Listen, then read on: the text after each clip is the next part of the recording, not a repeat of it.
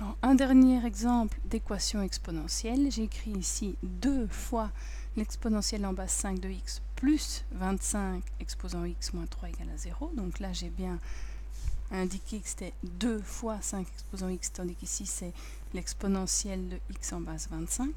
C'est donc une équation exponentielle dans laquelle j'ai 2 exponentielles de base différentes.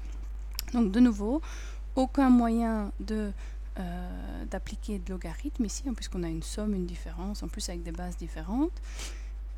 Autre chose auquel je pense, c'est que le 2 ici n'est pas lui sous l'exposant, donc hors de question de multiplier le 2 et le 5x, c'est bien 2 fois l'exponentielle en base 5, et il n'y a pas de mélange possible entre 2 et 5. Donc c'est de nouveau qu'autre chose se cache derrière cette équation. Alors si on revient dans les vidéos précédentes, souvent c'est qu'il y a un lien entre les exponentielles qu'on a mis dans l'équation. 5 et 25, il y a clairement une relation de carré.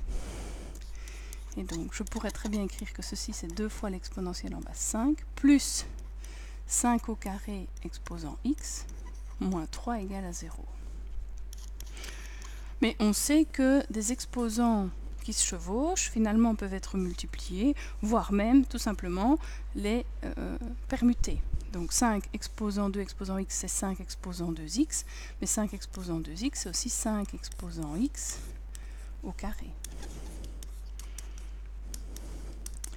Et je retombe sur une équation comme la précédente, une équation du second degré, puisque j'ai 5 exposant x et 5 exposant x au carré. Donc si je les remets dans l'ordre, j'ai 5 exposant x au carré plus 2 fois 5 exposant x moins 3 égale à 0.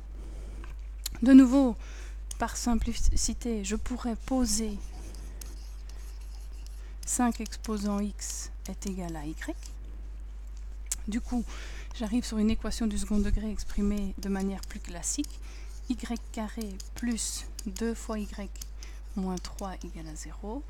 Et pour cette équation du second degré, je calcule le ρ ou le delta, qui nous donne donc b carré 4, moins 4 fois 1 fois moins 3, 4 fois 1 fois moins 3, ce qui fait 12. 4 plus 12 égale 16. Si ρ est égal à 16, je sais qu'il y a deux solutions. Ces deux solutions, je vais les écrire en y, donc moins b, dans notre cas, moins 2, plus racine de ρ, donc racine de 16, sur 2a sur 2, ou moins 2, moins racine de 16 sur 2.